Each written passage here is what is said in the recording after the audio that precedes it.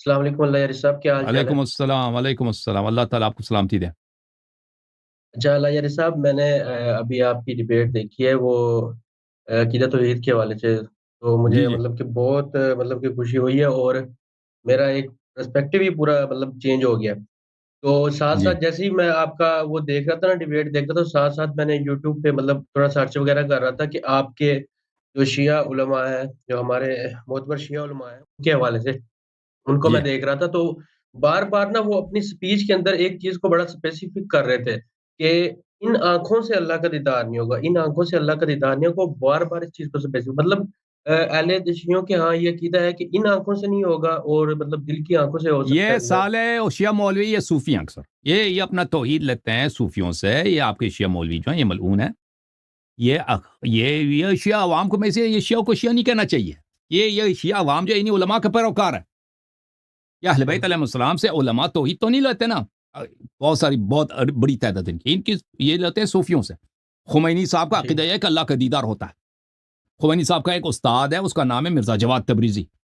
مرزا جی جواد تبریزی، اس کی کتاب ہے لقاء اللہ، اللہ سے ملاقات۔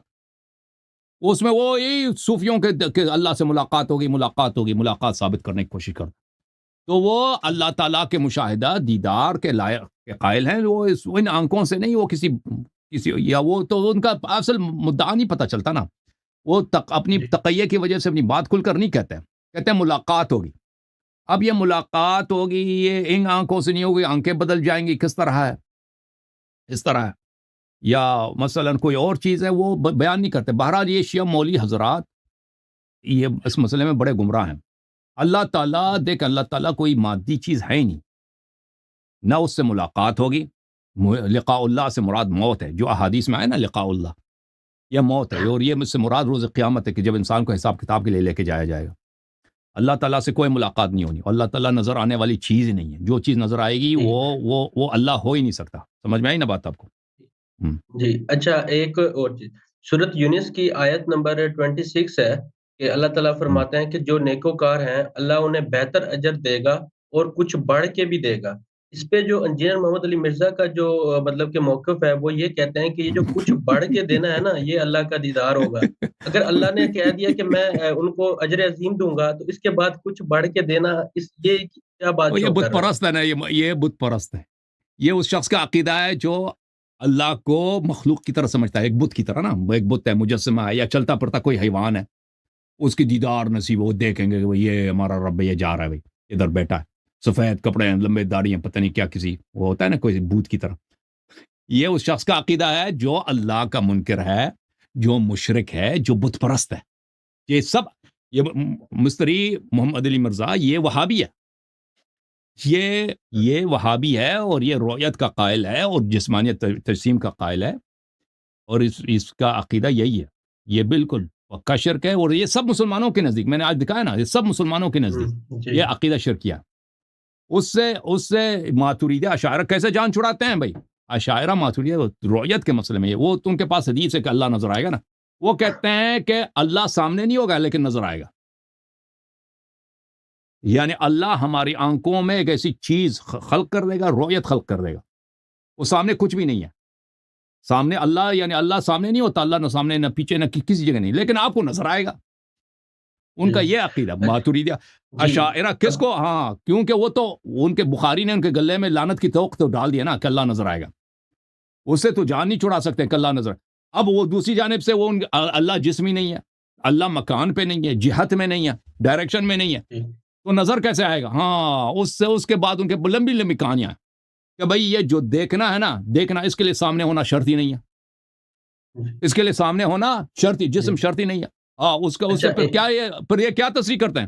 کہتے ہیں ہو سکتا ہے ایک شخص اندھا ہو اور وہ چائنا میں ہو، اور اس کو یورپ میں رات کی تاریکی آ جائے، جوئیں سمجھتے ہیں نا، جوئیں جو حشرات ہوتے جی ہیں ٹھیک ہے، یعنی کیونکہ رؤیت کے لیے نہ آنکھ کی ضرورت ہے، رؤیت کے لیے نہ سامنے ہونے کی ضرورت ہے، رؤیت کے لیے نہ کسی ڈائریکشن میں ہونے کی ضرورت ہے۔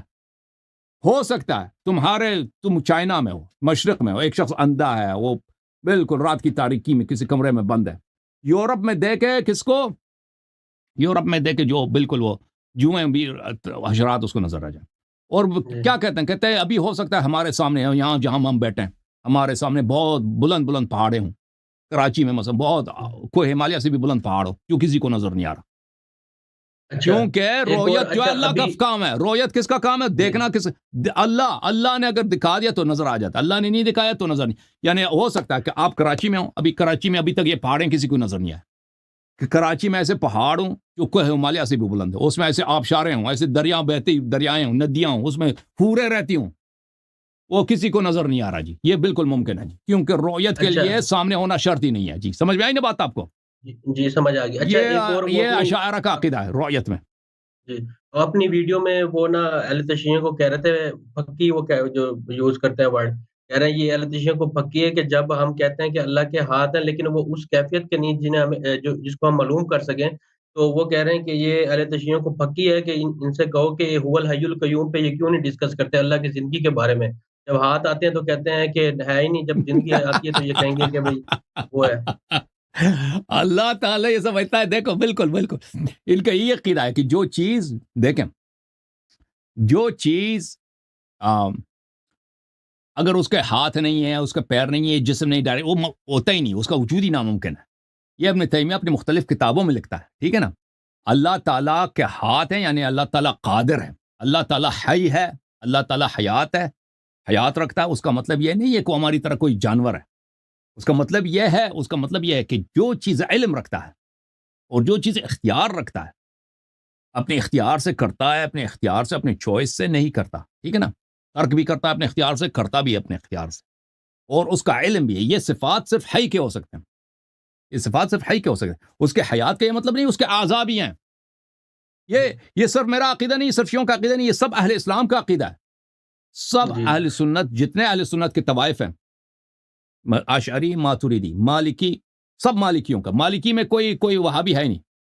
حنابلہ کے جو فضلاء عالم ہیں وہ سب اشعری ہیں، حنابلہ جی کے جو وہ نچلے گٹھیا قسم کے مولوی ہیں وہ وہابی ہیں، اور سب احناف کا، اور سب شوافع کا یہی عقیدہ ہے جو میں آپ کو بتا رہا ہوں، ٹھیک ہے نا۔ جی ہاں، اچھا ٹھیک ہے تو شیعوں کو اگر وہ چاہتا ہے نا آ کے مجھ سے گفتگو کرے 2 منٹ کے لیے، وہ کب سے چھپا ہوا ہے، شیعوں کو پکی ہے اچھا تو شیعوں سے تو نا گفتگو کیوں نہیں کرتا؟ مستری صاحب شیعوں کو پکی دیتے ہو تو یہ شیعوں کا ادھر میں بیٹھا ہوں، کئی سالوں سے جی آپ کو دعوت بھیجی ہے، شرم کرو جی بغیرت۔ جی سر وہ بولیں۔ کہتے جی وہ کہتے ہیں کہ اگر یہ اہل تشیع جو ہے نا اللہ اللہ محمد رسول اللہ علی ولی اللہ کہتے ہیں، تو ان سے پوچھنا چاہیے کہ یہ نماز میں اتحیات میں یہ پورا کیوں نہیں بولتے علی ولی اللہ، اینڈ پہ جا کے محمد رسول اللہ پہ جا کے خاموش کیوں ہو جاتے ہیں؟ بولتے ہیں، بولنا چاہیے، ہم نہیں کہتے نہیں بولتے، وہ کہتے ہیں تحیات کہ کی ان کے اہل تشیع علماء نے بدعت کہہ کے اس کو فتویٰ وہ دیا ہوا ہے اس پہ کہ علی علماء نے کہا، وہ سب اہل بیت علیہ السلام نے نہیں بولا ہے، مجتہدین نے بولا ہے۔ جی بالکل صحیح، مجتہدین کا ہم فالو نہیں کرتے، اہل بیت علیہ السلام کی فالو کرتے۔